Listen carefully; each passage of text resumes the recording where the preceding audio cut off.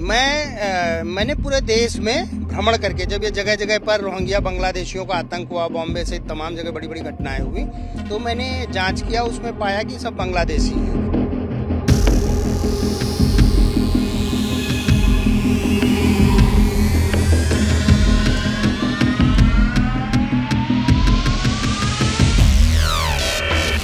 योगी सरकार ने अवैध घुसपैठियों के खिलाफ अभियान छेड़ रखा है। लगातार हर शहर में चेकिंग की जा रही है। ऑपरेशन टॉर्च जलाकर रात में भी अभियान चलाया जा रहा है।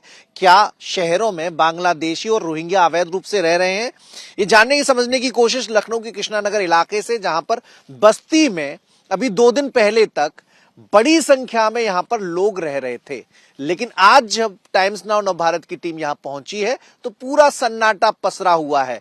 राष्ट्रीय किसान मंच लगातार सरकार से पत्र भेजकर यहां की जांच करने की मांग कर रहा था। देवेंद्र जी साथ में मौजूद भी हैं। देवेंद्र भाई, हम देख रहे हैं कि अब तो ये खाली सा हो गया है, ये पूरा बंद कर दिया है। देखिए, ये लगा दिया है, ये सांकड़ लगा दिया। अभी मैं कुछ टाइम पहले आया था प्रशासन के साथ में, तो यहाँ पे सैकड़ों की तादाद में रोहिंग्या एवं बांग्लादेशी थे। मैं कल भी कह रहा था, शलोन जब गया था, कि ये एक बड़ा विषय है कि इतनी से चलते हुए इतनी बड़ी तादाद में लोग जो गायब हुए हैं, सैकड़ों की तादाद में यहाँ से भी गायब हो गए। अब देखिए, सारी झोपड़ियां खाली हो गई हैं। ये एक चिंता का विषय है कि ये जा कहाँ रहे हैं और प्रशासन किस तरह की कार्रवाई कर रहा है। कृष्णानगर एसएचओ सहित भारी फोर्स था उस दिन जब मैंने यहाँ पे आके पूरा चेक करवाया था। यहाँ पे कोई है कि नहीं?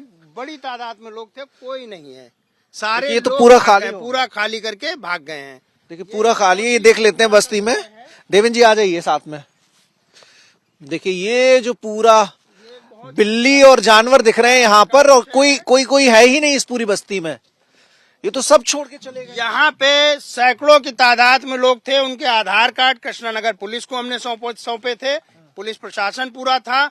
और देखिए कि ये पूरे बांग्लादेशी थे, क्योंकि पूरे के पूरे भाग गए हैं। और ये भारत नहीं, उत्तर प्रदेश से पूरे भारत के लिए खतरा बना हुआ है, बड़ा खतरा है। देखिए, हर एक घर में हम दिखा देते हैं। ये एक झोपड़ी थी, यहाँ पे लोग रह रहे थे, काम करते थे कूड़े का। देखिए, एक झोपड़ी नंबर 1, कफिल पीछे आओ। झोपड़ी नंबर, देखिए ये झोपड़ी नंबर 2, ये खाली है।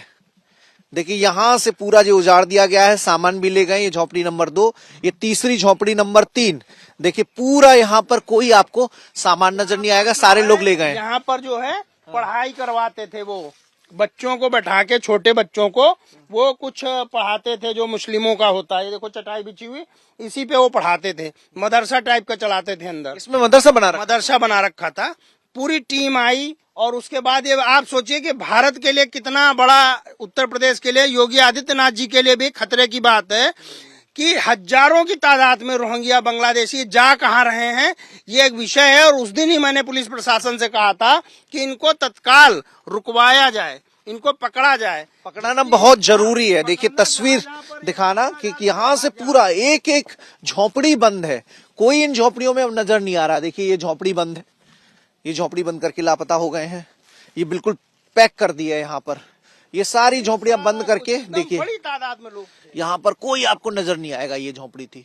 तो जो बांग्लादेशी रोहिंग्या की जांच चल रही है, उस कड़ी में कृष्णानगर के रेलवे ट्रैक के बगल में जो बस्ती है, जो झोपड़ी है, वहां पर भी जांच हुई थी। और जांच के बाद देखिए, जांच के बाद कोई यहाँ पर आपको नजर नहीं आएगा। पूरा सन्नाटा पसरा हुआ है। बोर्ड, जूते, चप्पल, कूड़ा ये पड़ा हुआ है। बाकी सब लोग लापता है। आखिर गए कहाँ? क्योंकि बांग्लादेशियों और रोहिंग्या की ही जांच की जा रही है।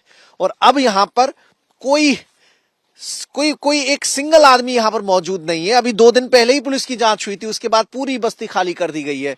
सवाल ये है कि आखिर ये लोग गए कहां हैं? देवेंद्र जी, बड़ा चुनौती हो सकती है कानून व्यवस्था के लिए, सुरक्षा के लिए। तो ये मैंने पहले भी कहा और आज भी कह रहा हूं कि ये उत्तर प्रदेश सहित पूरे भारत के लिए, आंतरिक सुरक्षा के लिए और सभी सुरक्षाओं के लिए बहुत घातक है कि ये कभी भी कहीं भी अटैक कर रहे हैं, किसी को मार रहे हैं, पीट रहे हैं। कई जरा विजुअल चल रहे हैं टीवी में, अन्य जगह से मेरे पास सोशल मीडिया के माध्यम से लोग आ रहे हैं कि ये लोग उग्र होकर कोई भी घटना कर रहे हैं। तो ये मुख्यमंत्री जी से कहना चाहूंगा कि जहां पर ये लोग मिल रहे हैं उनको कम से कम पकड़ा जाए, जब तक उनका डिटेन किया जाए। वेरिफिकेशन जब तक न हो तब तक डिटेंशन सेंटर में रखा जाए। देखिए, ये भी झोपड़ी बंद है, यहाँ पर भी कोई नहीं है, ये झोपड़ी खाली है। तो इसमें लगभग 8 से 9 झोपड़ी बनी हुई है, लेकिन उन झोपड़ी के भीतर 40 से 45 लोग हैं, 40 से 45 झोपड़ियां हैं सब। पूरी आसपास 40-45 पूरी नंबर है। और देखिए थोड़ा सा आगे और दिखा देते हैं। आप यहीं के हैं भैया? तो ये यहाँ पे तो सारे लोग चले गए। हाँ, इनको हटा दिया गया। अब आए थे पहले, हाँ हम तो थे नहीं। क्या नाम है आपका? राम रतन। राम रतन। अच्छा, आप कहाँ, जो आपकी झोपड़ी है क्या? नहीं, हमारे उधर। अच्छा, आपका मकान है। न, ये क्या? नहीं, झोपड़ी। अच्छा, तो ये कौन लोग थे जो रहते थे? ये हम बताते तो हैं भाई, बांग्लादेशी हैं। बांग्लादेशी हैं। हाँ, उनकी भाषा समझ में नहीं आती थी। अच्छा, तो आपको आपने पुलिस को इन्फॉर्म नहीं किया? भैया अब अब हम खुद ही यहाँ रह रहे हैं तो हम किसको बताएं यहाँ। बाकी हम लोग यहाँ रह रहे हैं तो हम अपने ही लड़के बच्चे पाल रहे हैं, किसको कौन कहाँ का रहने वाला है कैसे, तो हम कैसे बताएं कहाँ का। अच्छा, इनकी भाषा समझ में नहीं आती थी, तो ये बांग्लादेश के रहने वाला बताते थे खुद को। अब यहाँ से जब गए हैं तो लोग बता रहे कि हैं, मतलब तो छोड़ के भाग गए, इन्हें तो रहना चाहिए था। नहीं, यहाँ से हटाए गए हैं ना ये। यहाँ से इनको जो है, नहीं, जांच हुई थी, हटाया किसी को नहीं गया था। पुलिस ने जांच जरूर की थी। हम तो भैया काम पे थे। अब यहाँ पता लगा जब शाम को आए कि मतलब बहुत लोग आए थे, तो उन्होंने कहा कि यहाँ से तुम लोग खाली करो जाओ, तो लोग चले गए। अच्छा,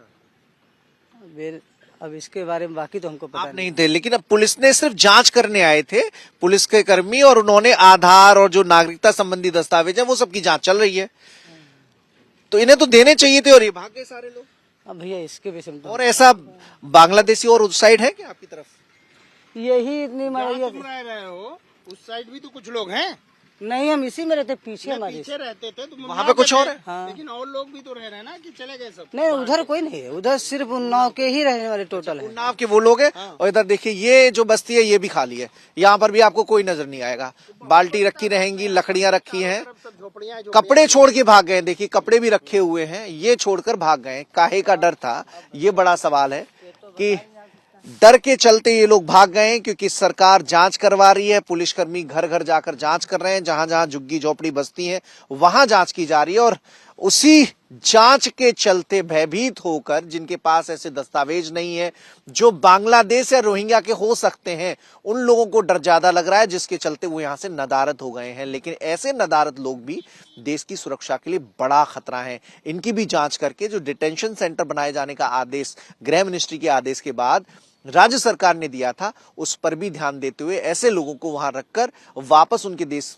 भेजा जाना चाहिए। देवेंद्र भाई, आप तो लगातार जांच कर रहे हैं लखनऊ में। मैंने पूरे देश में भ्रमण करके, जब ये जगह जगह पर रोहिंग्या बांग्लादेशियों का आतंक हुआ, बॉम्बे से तमाम जगह बड़ी बड़ी घटनाएं हुई, तो मैंने जांच किया, उसमें पाया कि सब बांग्लादेशी हैं। तो मैंने लेक्स रीडर एक कंपनी है उससे संपर्क किया, जिसमें एडवोकेट कार्तिकेय सिंह जी मुझे मिले, और उन्होंने एक PIL दाखिल की माननीय उच्च न्यायालय में। उच्च न्यायालय की PIL का संज्ञान लिया माननीय न्यायालय ने, और भारत सरकार सहित पूरे देश में कहा कि रोहिंग्या और बांग्लादेशियों को चिन्हित करके तत्काल इनको डिटेंशन सेंटर में भेजा जाए, और सभी लोगों से जवाब मांगा गया। और जिसके क्रम में सर्वोच्च न्यायालय ने भी फिर आदेश किया कि ये देश के लिए बहुत घातक है, इनके लिए कारपेट नहीं बिछाई जा सकती है, रेड कारपेट, और इनको चिन्हित करके इनको तत्काल बाहर किया जाए, यानी डिटेंशन सेंटर में रखा जाए, चिन्हित किया जाए। उसके बाद ये पूरी तरह से कार्रवाई फिर मुख्यमंत्री जी ने, उत्तर प्रदेश के यशस्वी मुख्यमंत्री योगी आदित्य जी ने तत्काल संज्ञान लिया, और पूरे उत्तर प्रदेश को कहा, शासन प्रशासन को, कि इसमें मेरा सहयोग भी करें, और हम लोग उनका भी सहयोग कर रहे हैं कि जहां जहां ऐसे लोग बचे हुए हैं उनको चिन्हित करके बाहर किया जाए। आजकल उनका बड़ी तादाद में मुख्यमंत्री जी के आदेश पर जगह जगह छापेमारी हो रही है। लेकिन विषय एक महत्वपूर्ण है कि ये जा कहां रहे हैं, इन्हें कौन संरक्षण दे रहा है, उनके खिलाफ भी कठोर कार्रवाई होनी चाहिए, जो लोग इनको संरक्षण दे रहे हैं अभी भी। क्योंकि बड़ी तादाद में जहां जहां भी जाइए, यहाँ आप ये जो चारबाग में है, उसके बाद में बालू अड्डे पे हैं, जहां जहां पे लखनऊ में 20-25 जगह चिन्हित की गई थी, जहां हम लोगों ने भ्रमण किया था प्रशासन के साथ, वो सब गायब हो गए। और वो किसके संरक्षण में गायब हो रहे हैं, कहां जा रहे हैं, किसके यहाँ किराए पर रह रहे हैं, ये एक बड़ा विषय है। देश की आंतरिक सुरक्षा के लिए और उत्तर प्रदेश की सुरक्षा के लिए बहुत बड़ा एक मामला है।